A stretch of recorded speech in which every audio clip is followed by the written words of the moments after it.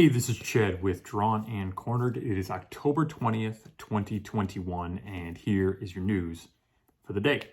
First off, we're going to start off with these migrant flights. Now, these are unaccompanied migrants that have been coming up across the southern border that the Biden administration is now secretly, in the cover of night, sending to various different areas around the country and essentially letting them go inside the country. Now, these are unaccompanied minors, so you're talking anywhere from like young kids all the way up to, 17 and such.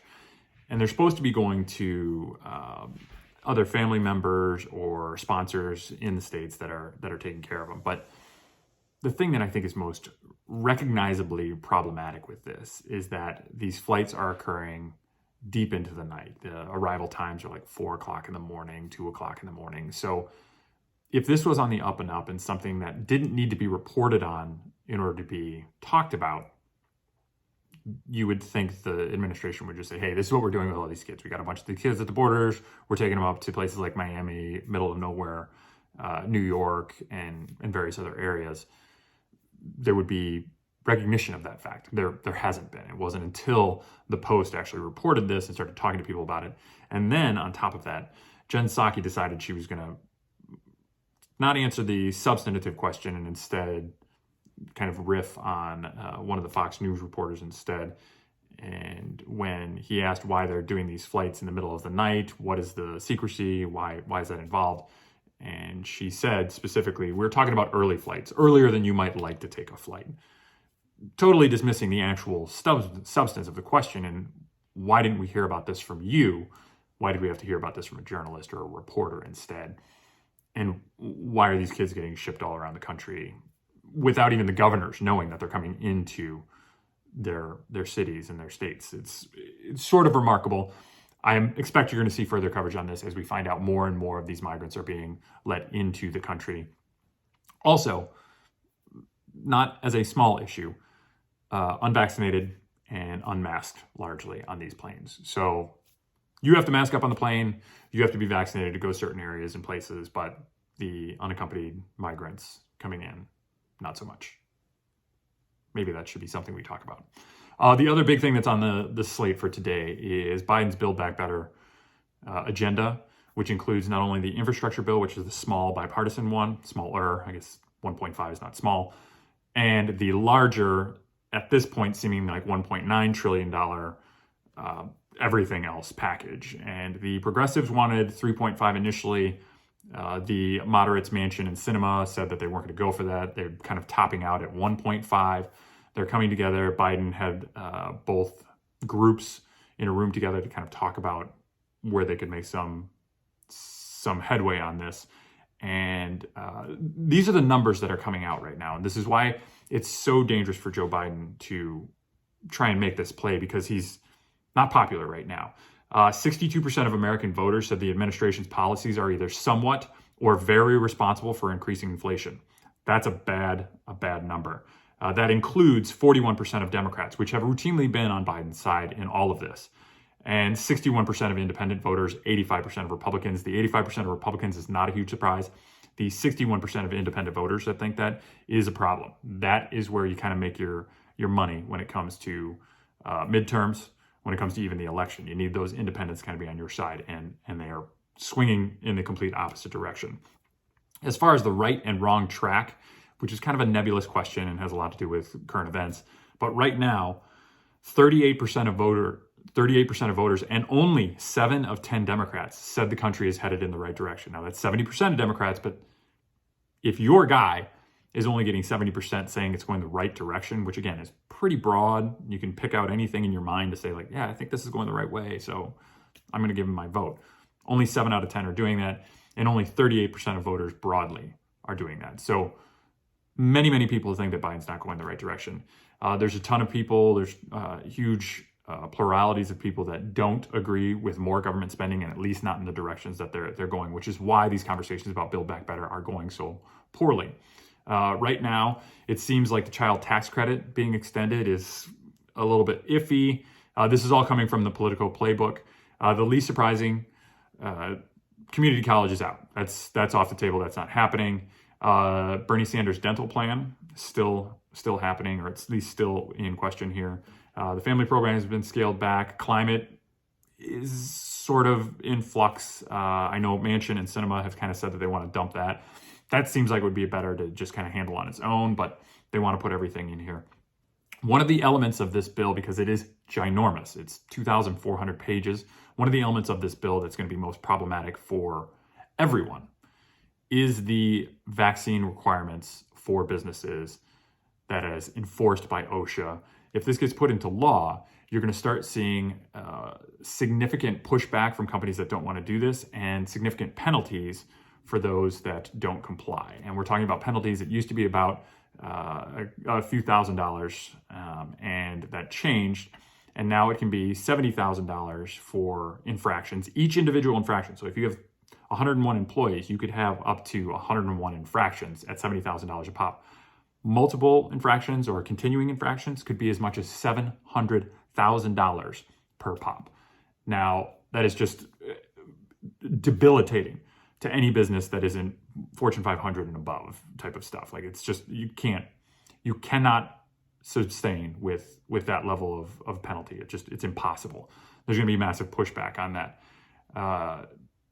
This is going to be an issue for all of these businesses that don't want to see that Build Back. If that Build Back Better portion is in there, this bill is going to be a significant problem for everybody. And let me be very clear about this. This is while we're having vaccine almost introduced and capable of being allowed for 5 to 11-year-olds. They're expecting that within a couple of weeks. They're already creating the rollout for this. It's a 28 million child demographic, that 5 to 11. So it's a huge number of kids that are going to be available for this. We expect it to be approved in the next few weeks. And when that happens, Biden's going to have a rollout. Now, whether or not those mandates will go down to schools and such, again, you're going to get more pushback from people that don't want their kids doing this. Mostly because COVID, not a statistically massive issue for children aged 5 to 11, especially if they don't have pre-existing conditions. If you've got a healthy 5 to 11-year-old, there's almost no issue with them contracting COVID on a statistical level. Now, don't get me wrong, YouTube, COVID is still very real, extraordinarily dangerous for everybody, should probably be top of mind as your main worry in this world every day. Your current numbers, your cases are down 22% over the last 14 days. Your deaths are down 14% over the last 14 days. But don't let that lull you into false sense of security. It's still something that every moment of every day should be on your mind. You should be extraordinarily fearful of this. Since September 15th, we have been steadily dropping in both cases and deaths. So still be very afraid. We're also having states like New York City will require vaccinations for all of their municipal workers. So all of the New York City employees will have to be vaccinated. They are taking away the option to test twice a week. So you have to be vaccinated or you will not have a New York City job, period. And this is going to be really interesting because employees in New York City are there are a great deal of people of color that are employed by New York City, and people of color are also least likely, specifically Black people, least likely to have the vaccination.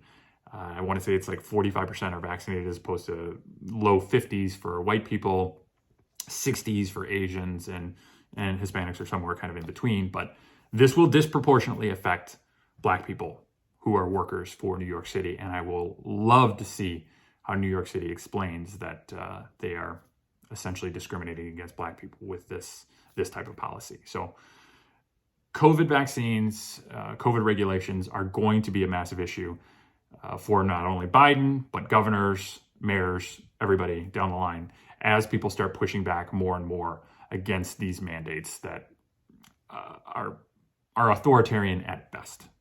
They're just way over the top, way too much, but it has to happen. And understand that the reason why it has to happen is because Joe Biden needs that problem in order to be able to push the Build Back Better. If he comes forward and says, hey, everything's pretty good on this. We've got a vaccine that's available. We'll have it available for kids if you want it. But once you get that vaccine out to everybody, you're in pretty good condition when it comes to COVID, and we can kind of open up. We can do everything we need to do. Well, then there's no need to do the rest of this. So he needs to have that problem in order to be able to push his solution. As we get further, Southwest has also kind of pulled back a little bit. They used to be mandating vaccines, and anybody who was not willing to get vaccinated would be put on unpaid leave until they kind of figure out whether or not they can do this. They've said that's not happening. So essentially, they will be paid during this time while they figure this out, because the pushback was so dramatic. It was such a big issue. You're going to see this more and more as the government is unwilling to back up these companies and the employees push against those companies. The companies are going to relent to their employees. They're going to relent to their customers. They're going to do what they have to do. And government's going to get pushed to the wayside because, again, Joe Biden does not have the political capital to be able to spend on this. It's non-existent. I've given you the numbers earlier today. It's just not going to happen. Outside of that, we've got Chinese aggression. We've got Russian aggression. So the Russians, about 3 times in the past week, have scrambled Russian fighters to escort our jets around their area. So we had one over the Black Sea. We had one over Eastern Russia, not over, didn't break Russian airspace, but outside of Eastern Russia as well. Russians are essentially kind of flexing their muscle a little bit. China was flexing their muscle with a hypersonic missile that they launched over the weekend. All of this spells some pretty bad days for our foreign policy, especially coming from Joe Biden. So we need to see what Joe Biden's answer is to this. If it's going to be something strong, if it's going to be pushback, if it's going to be public, if it's going to be something that's unilateral, or if he's going to bring in other people to kind of make this happen, or other countries to kind of push back. There has to be some sort of answer for this, because otherwise these aggressions are just going to increase. You're going to see Russia become more aggressive and more territorial. You're going to see China become more aggressive and more territorial, but it's all up to Joe Biden. So far, we haven't heard from him on either of these activities, and maybe he just continues to stay in the basement. I don't know. The last thing, and this is kind of a small thing, but it's still part of the news for the day. I apologize for the mishmash. There's a ton of things going on. We're going to be a scattergun today. It's going to be shotgun fast. Facebook is planning on rebranding and coming up with a new name to get more into the metaverse, which is going to be beyond what we ever expected Facebook to be able to touch. It's going to be significant.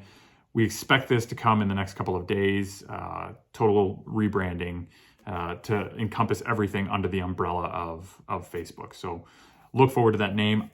If I had a suggestion, I would just call it the Democratic Party, but that's me.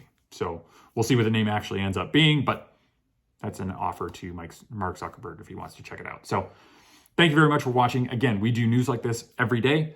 News and analysis, quick little bites, Monday, Tuesday, Wednesday, Thursday, and Friday. If you like that sort of thing, subscribe down below. Hit that bell so you get notifications every time we release that video. If you think I'm crazy off the bat, need to comment, want to agree, critique, whatever, do that down in the comments section. I read all of them. Appreciate it very much. Thank you for coming out today, and I will see you again